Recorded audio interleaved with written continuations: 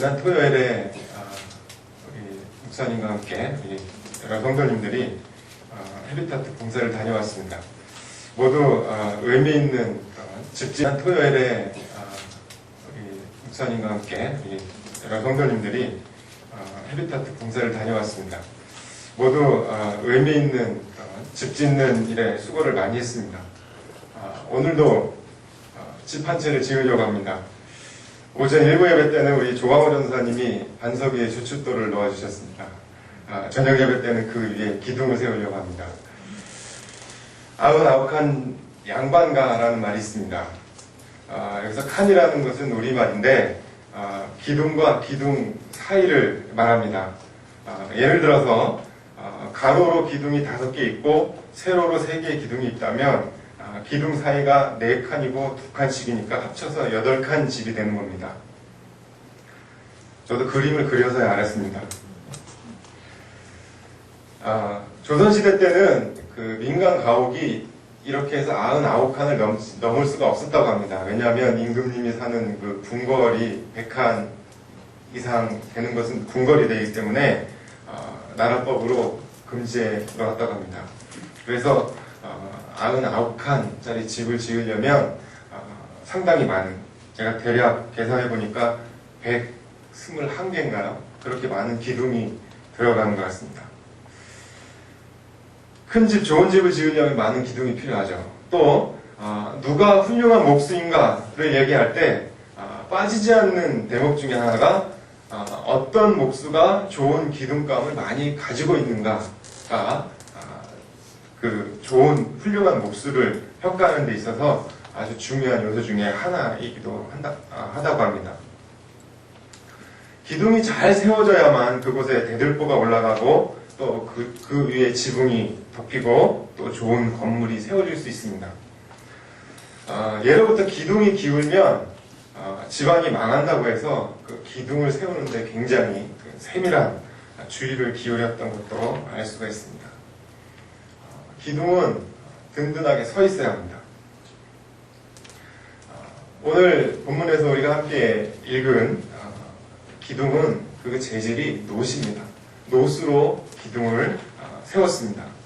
이 놋은 가나안 땅, 그 당시 가나안 땅에서 생산되는 귀중한 자원이고 또 명산물 중에 하나입니다.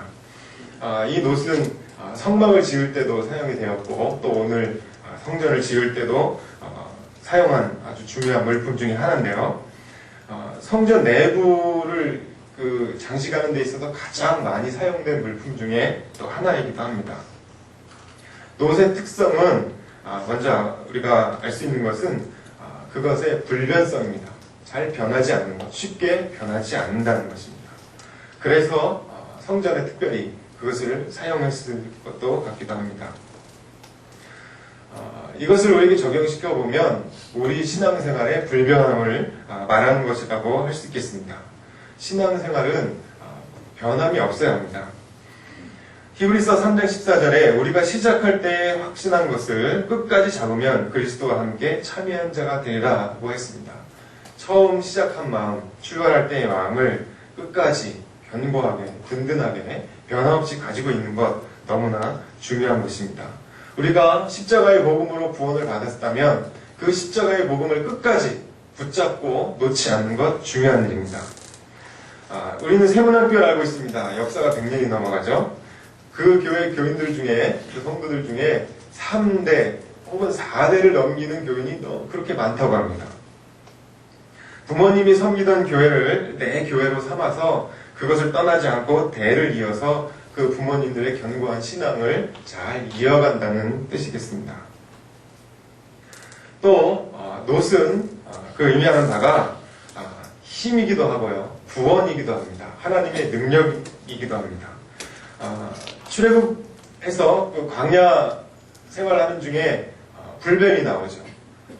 원망하고 불평하던 이스라엘 백성들을 징계하시는 그런 불뱀을 만나게 됩니다. 그때 불뱀에 물렸던 사람들이 모세가 간절히 기도하자 하나님께서 방법을 내려주시는데 놋뱀을 장대에 매달아서 다는 것입니다. 누구든지 그 놋뱀을 보기만 하면 그 상처가 나음을 입었죠. 죽음에서 면하게 된 것입니다.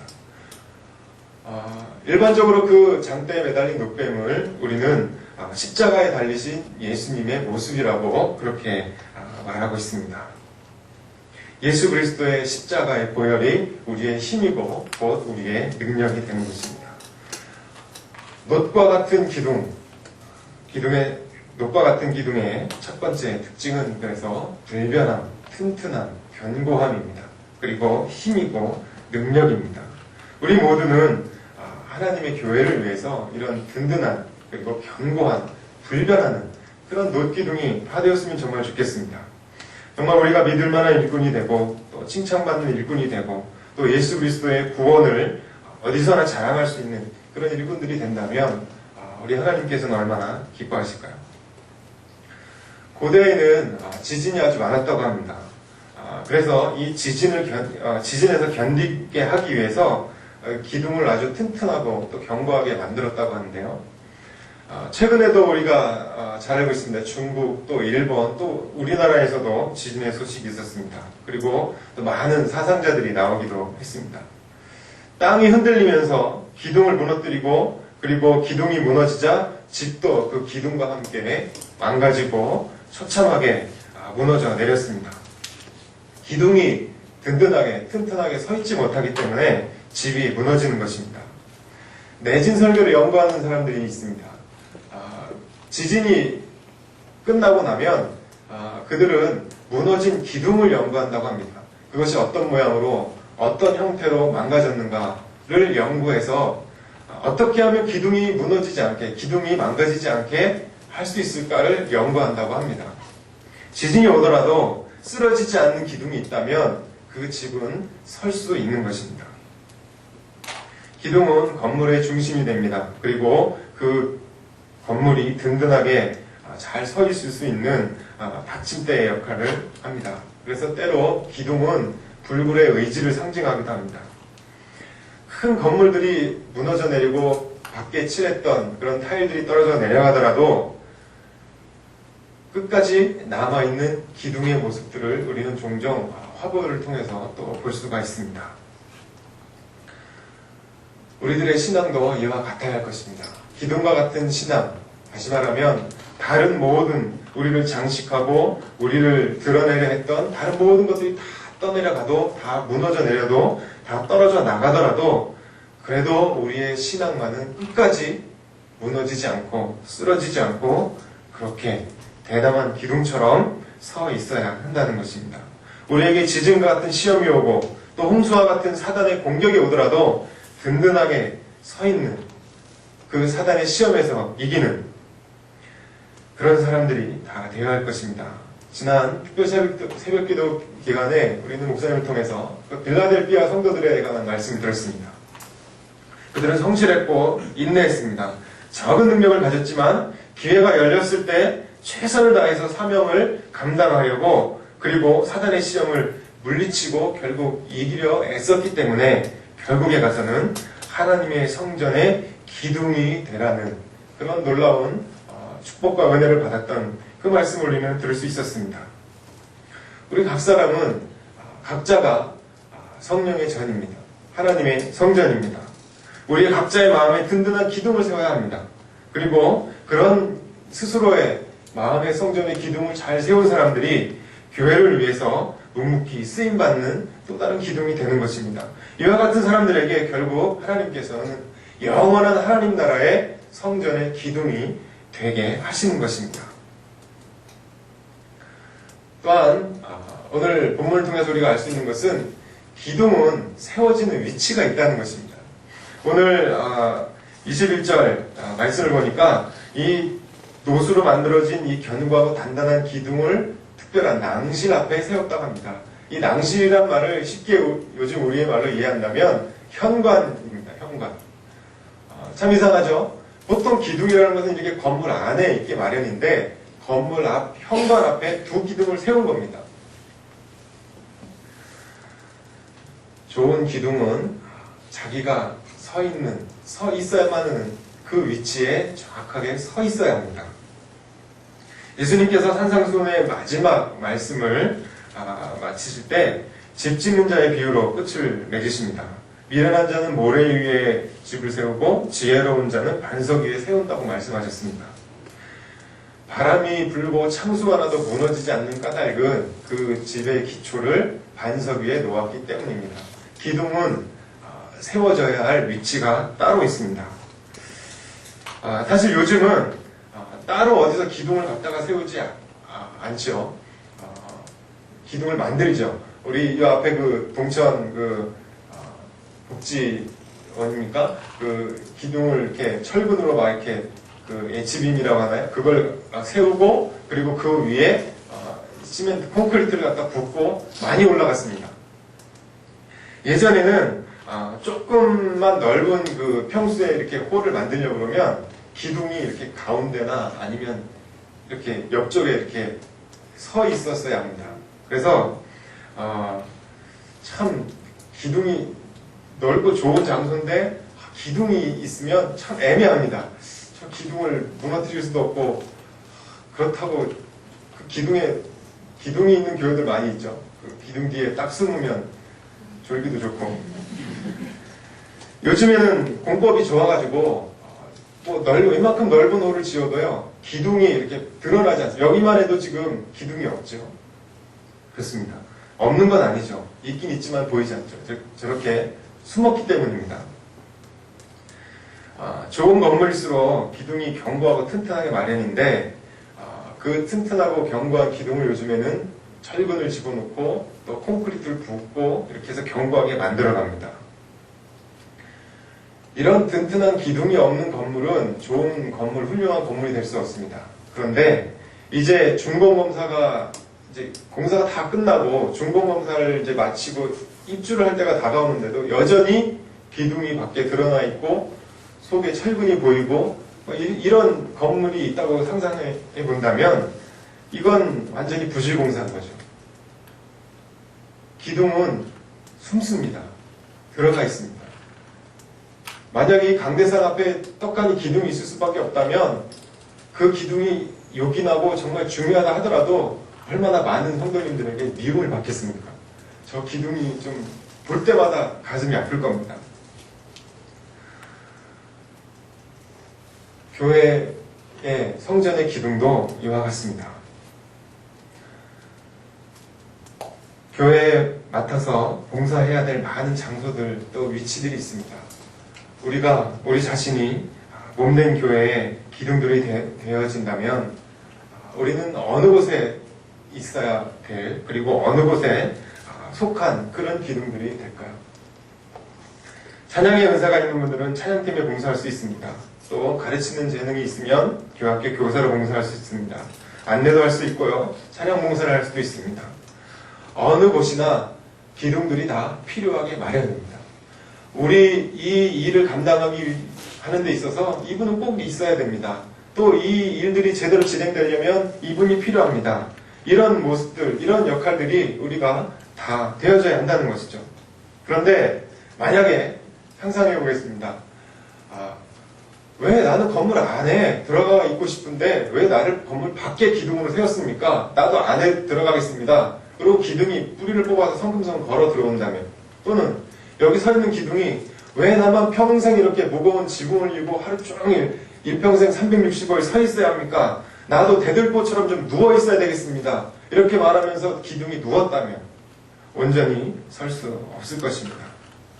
자기의 위치와 또 그것이 거기에 분명히 있어야만 될 이유가 있기 때문에 그 기둥을 거기에 세우게 된 것입니다. 자기의 위치에 정확하게 그러나 묵묵히 그러나 꼭 쓰임받는 그런 기둥들이 많이 있을 때 그 건물은 튼튼한 건물이 될 것이고 그 교회는 훌륭한 그리고 견고한 교회가 될 것입니다.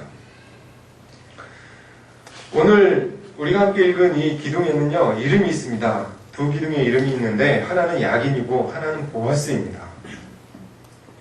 우편에 있는 기둥이 야긴입니다. 야긴이라는 이름의 뜻은 그가 세우신다라는 뜻입니다. 그분이 하나님께서 세우신다라는 의미로 번역할 수가 있겠습니다. 하나님께서 견고하게 세우신다는 것입니다.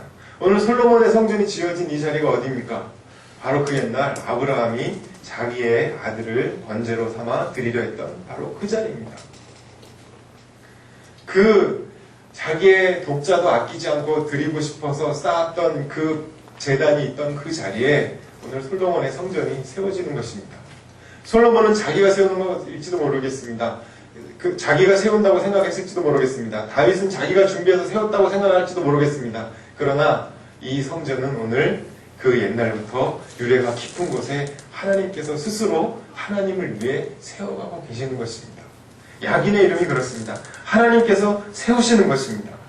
하나님의 교회는 하나님께서 세우십니다. 솔로몬이 세운 것 같지만 하나님이 솔로몬을 통하여 세우신 것 뿐입니다. 하나님의 뜻은 언제든지 이렇게 이루어지게 마련입니다.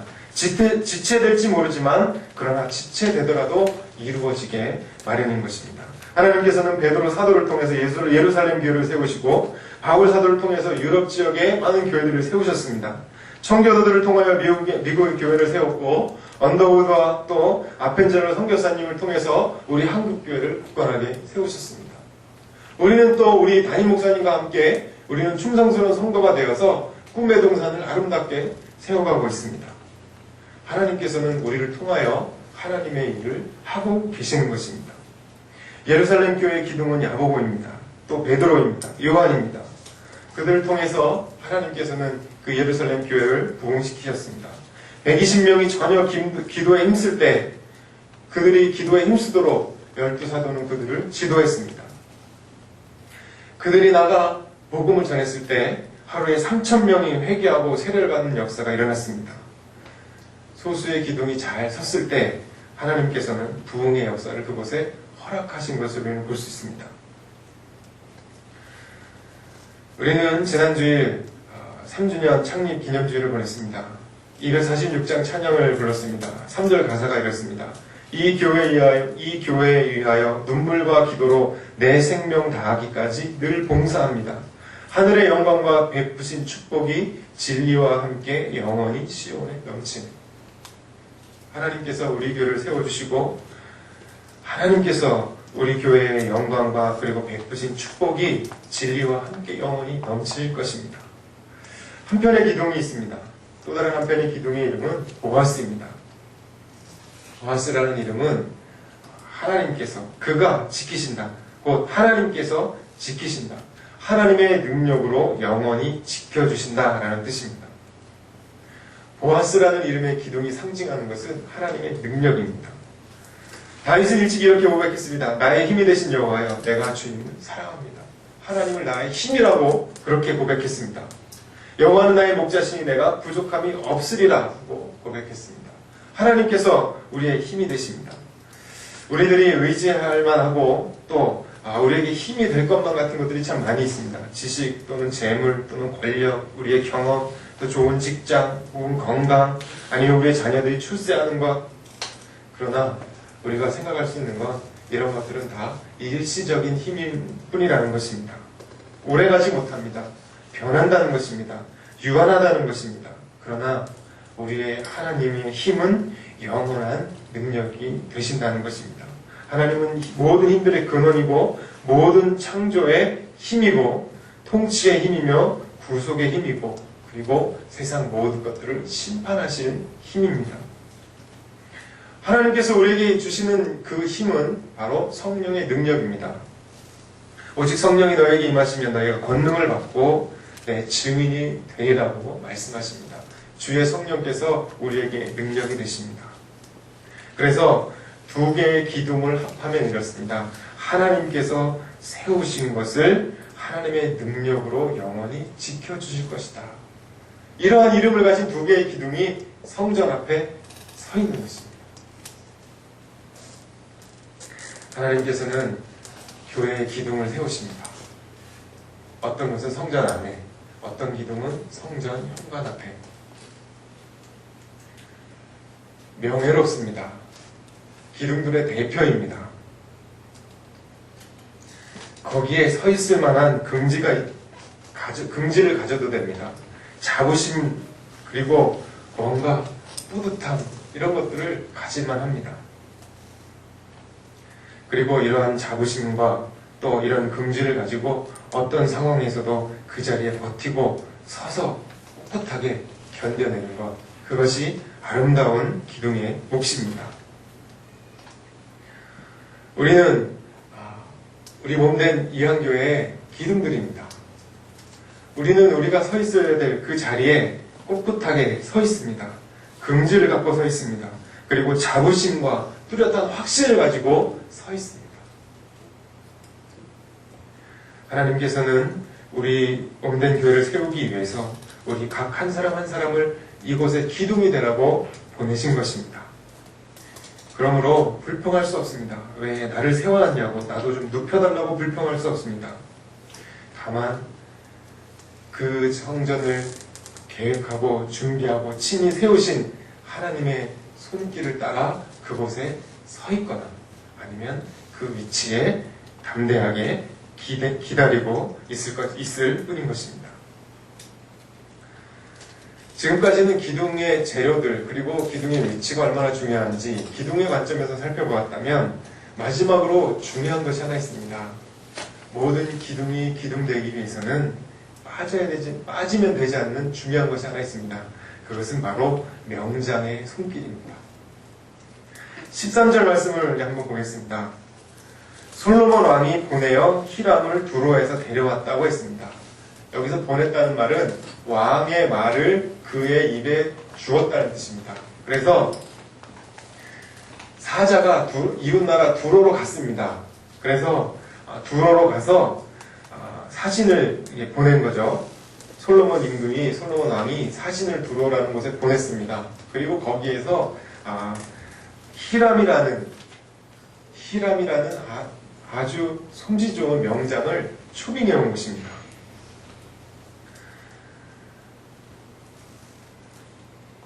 히람은 노점장이라고 불리웁니다. 모든 논일의 지혜와 총명과 재능을 갖춘 자라고 말합니다.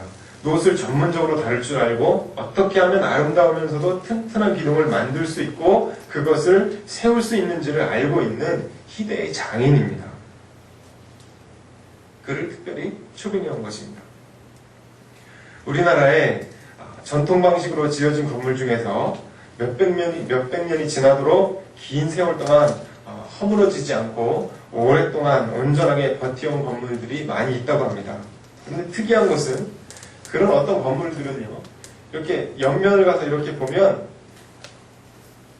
똑바로 기둥을 일렬로 세워놨는데 옆에서 보면 웅툴붕툴하다는 겁니다.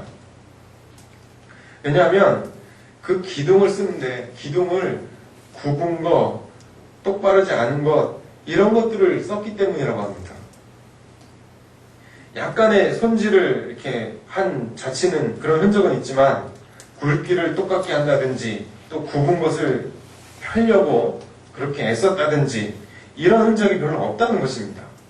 그런 휘고 굽은 것 이런 것들을 기둥으로 세우거나 대들보를 썼는데 그런 건물들이 놀랍게도 200년 이상 그런 모습을 유지하면서 견고하게 서 있었다는 것입니다. 대목장이라 불리는 신흥수 씨는 이렇게 얘기합니다. 건물의 시초를 든든하게 하기 위해서는 땅을 고르고 주춧돌을 놓고 그 위에 정확하게 수직으로 기둥을 올려야 되는데 이것이 별것 아닌 것 같지만 너무나 중요하다는 것입니다. 거기에 접착제를 쓰는 것도 아니고 못으로 고정시키는 것도 아니고 주춧돌 위에 기둥을 똑바로 그냥 세우는 겁니다. 오로지 돌과 나무를 있는 그대로 사용해서 돌 위에 나무가 서야 하기 때문에 굉장히 어렵고도 힘든 일이라고 합니다. 때문에 굵기와 또 곧기가 가장 각양각색인 각기 다른 제목들을 사용해서 그 일을 한다는 것은 정말 어려운 일 중에 하나라는 것입니다. 고든 목재와 그리고 굵기가 일정한 목재를 가지고 집을 짓는 일은 굉장히 수월하지만 이렇게 휘어진 것, 굽은 목재들을 가지고 집을 짓는 일은 굉장히 절묘한 기술이 필요하다는 것입니다. 이런 건물들을 이렇게 부분으로 뜯어보면 어쩌면 그렇게 적재적소에 힘이 분산되고 고르게 그 힘이 하중을 받을 수 있도록 그렇게 계산을 했는지 정말 감탄할 지경이라고 합니다. 그래서 어떤 이는 이렇게 얘기합니다. 이 절묘한 힘의 원천은 수학적인 계산이나 정밀한 목공 연장이 이루어낸 것이라기보다는 오랜 시간과 경험을 통해 축적된 목수들의 성품이라고 할 수 있을 것이다. 그 당시에 기둥이 곧고 그렇게 일정한 굵기의 기둥감을 구하기가 어려웠던 그런 시대적인 상황이 있었을 것이라는 것을 감안하더라도 그런 굽어 있는 그런 힘든 기술들을 능히 해낸 그 목수들이야말로 최고의 기술과 능력을 갖춘 명장이라고 해도 결코 틀리거나 과한 말이 아니라는 것입니다.